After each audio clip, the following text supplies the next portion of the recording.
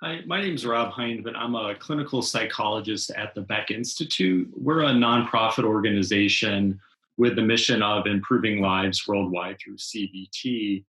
And in conducting CBT, we've had to make some changes recently because of the COVID-19 pandemic. So we, like I'm guessing a lot of other therapists out there, have been switching to doing everything through telehealth. So I wanted to make this video just to say what we at the Beck Institute have been doing in order to adapt CBT to either phone or telehealth sessions. Um, we've been using a computer telehealth program, as well as some clients just prefer to have sessions over the phone. In terms of which of those you're more comfortable with, it's really a personal preference. We just tend to let the clients decide. Personally, I prefer the telehealth sessions because you get to see all that nonverbal information, which is really important when you're doing the session in person. So, like, for instance, I have a client with social anxiety, and one of their main coping strategies they use is through people pleasing. So they think if I don't tell people exactly what they want to hear, then they're going to reject me some way. Now, that coping strategy also shows up in the therapeutic relationship. And I can tell in session with them through those nonverbals, typically they look down a lot if they're saying something just to please me and they don't really mean it. So I had a telehealth session with someone with social anxiety the other day. And then what happened was I was evaluating some of their beliefs that related to their social anxiety. I asked them, so how was that for you? Like, what's your belief in this right now? And they said, oh, yeah, it was really helpful. But they did it in a really meek way, looking down. So to me, that indicated they're probably just telling me what they think I want to hear as opposed to what's actually true. So I was able to ask them, you know, one of the things that you wanted to work on was standing up for yourself. And I'm wondering if that's a time we can do that right now, and that you might just be telling me what you want me to hear. Does that seem right? And they said, yeah, actually, I still really believe this. That intervention didn't really help me that much. So I was able to use that nonverbal information through the telehealth service to get at that intervention. Now, you can get at some of that same nonverbal information through the phone session, but it tends to be a little bit more difficult. You have to spend a lot of effort really listening to the tone of the client's voice, noticing like the pauses in between their words. For the clients I've had who prefer phone sessions, one strategy I've been using with them is I'll close my eyes during the session, because I found that if my eyes are open, they tend just to wander whatever's in front of me. But if I can close them, it helps me really focus in on what they're saying, what it sounds like, kind of those small intonations that I hear. So that could be a strategy for you if you have clients who prefer phone sessions over the telehealth sessions. Another big adaptation is note taking. So part of CBT is having therapy notes. So therapy notes are what either you as the therapist or the client writes down, or both of you can write it down during the session, because it serves as a reminder for what was important about the session, what they learned, and what can be part of their action plan taking home. I know that when I supervise people, most people I supervise don't take any therapy notes. And one of the things they report to me is that a client will say, the session was really impactful. I feel a lot better now. But the next day, or maybe the next few days, that continues. But then by the time it's the end of the week, I'm just back to where I started. And a big reason for that can be it's just learning. So when you learn something, it's really in the front of your mind right when you learn it. But then over time, you can forget it. And especially with our clients, where we're trying to change a lot of old ingrained habits. So it's at the front of their mind. They're thinking about therapy. Because of that, they're actively making these changes. But as time goes on, they just revert back to their old habitual way of being because they've been acting that way for years, perhaps decades, where they've only been in therapy, let's say weeks or months. So if a client doesn't have that reminder system every day with the therapy note, they're more likely then to revert back to their old way of being and notice that kind of spike in, hey, I feel better now, but then it just kind of gradually falls. So with taking therapy notes during a normal session, at the Beck Institute, we have our sessions at a table. So I sit at one side of the table, the client sits at the other side, and on the table, I'll have a notepad. Some clients bring their own notebooks as well, where we'll write the notes. Now, we can't have that in a phone session or a telehealth session.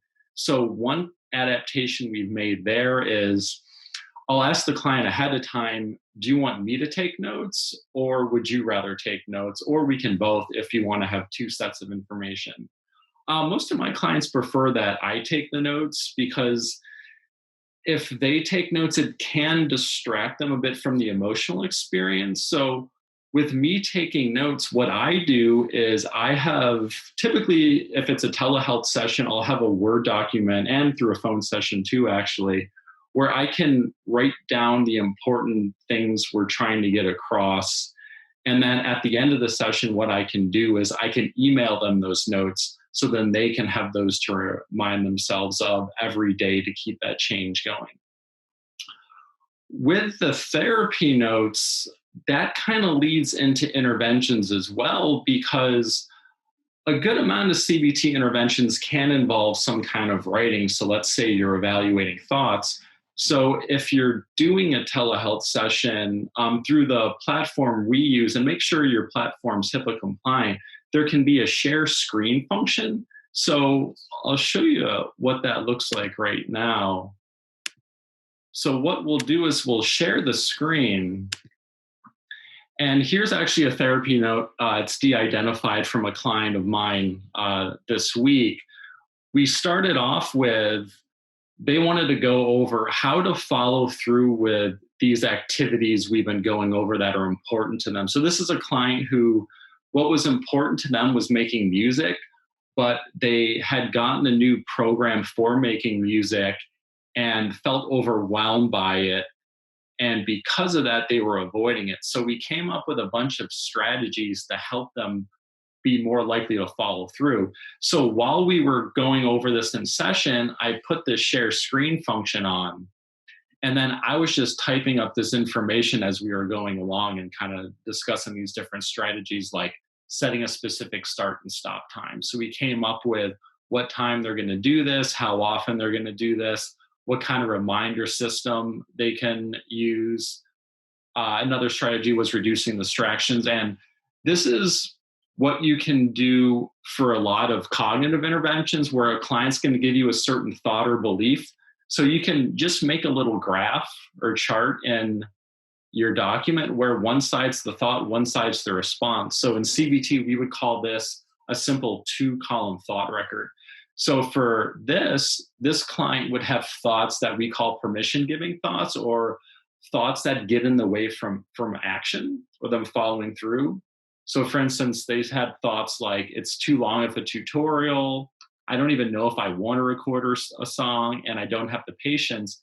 So then we came up with responses to help them be more likely to follow through, like, well, I can just speed this up or watch part of it. This would prepare me in case I want to record something, as well as this is something I want to work on. So this is just an example of like a normal cognitive kind of intervention. Now, at the end of the second agenda item for this client was they have a diagnosis of a psychotic disorder, and they hear a voice and they have certain beliefs about the voice. So we wanted to get at really how they relate to the voice. So right now they've been listening to it and kind of giving it some importance, versus they said, yeah, but I don't know if I want to listen to it. And sometimes I just want to treat it like background noise. So we did a cost benefit analysis of both listening to the voice and giving it importance versus treating the voice as a background noise. So if you're doing this in session, it's easy because you can have this sheet right in front of you. Because we were doing this over the computer, I was just able to make this chart up on the spot.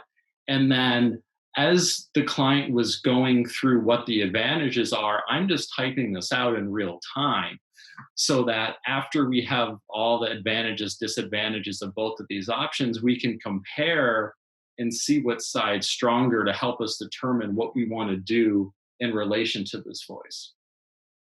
Now, this can be a little bit more difficult if you're doing a phone session. And if you're doing a phone session, what I'd recommend here is both you and the client can write this out in front of them, and then just have the client list out what their what's on the cost benefit analysis when you're reviewing it at the end. But again, if you're using a telehealth system that has share screen, this just makes it very easy where you're both seeing this on the computer during the session, which acts just like you would having a piece of paper on a table in front of you. And again, this would be this client's therapy note for the session, where they have the first part, strategies to follow through. The second part was determining whether or not they should give this voice importance. After the session was over, email this to the client immediately. This was their therapy note that they're going to review every day as a reminder of how to follow through, as well as how to treat the voice differently. Another strategy I've been using with telehealth is with exposure exercises. So sometimes there are exposures that you can't really do in session because you don't have the stimuli that the client fears in the session.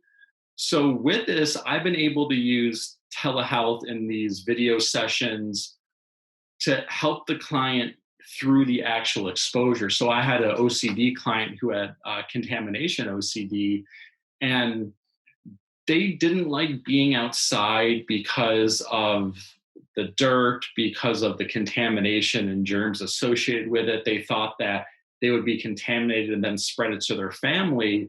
So we had a session where we started off at a lower item of where they started the session just sitting on the grass in their yard, which they thought they were going to somehow catch something, which then would bring it to their family. Then we went from there to they actually put their hand in dirt. For the dirt, it was the same contamination, but it was also just kind of like a feeling state they didn't like, having the feeling of dirt on their hands.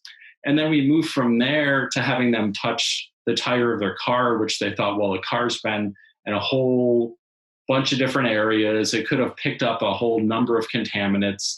So I was able to talk the client through these exposures, checking with anxiety, looking at what kind of interpretations were showing up during it.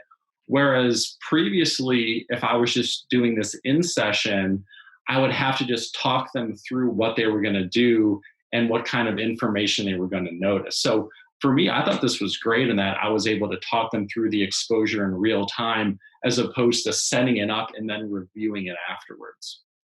So those are just a few quick tips for conducting telehealth. You know, some benefits, some adaptations you have to make. If you'd like more information on what we do, kind of like we have lots of different training programs, we have workshops, we have supervision, consultation. You can visit our website, beckinstitute.org. And then my colleagues, Ellen Inverso and Paul Grant, have actually started a webinar series with, it's about cognitive or recovery-oriented cognitive therapy. And it's a new type of intervention. It's specifically been geared toward people with psychotic disorders, but you can really apply it across the board. And they have this webinar series that's free. You can find that on our website as well. So go check it out and good luck. Take care.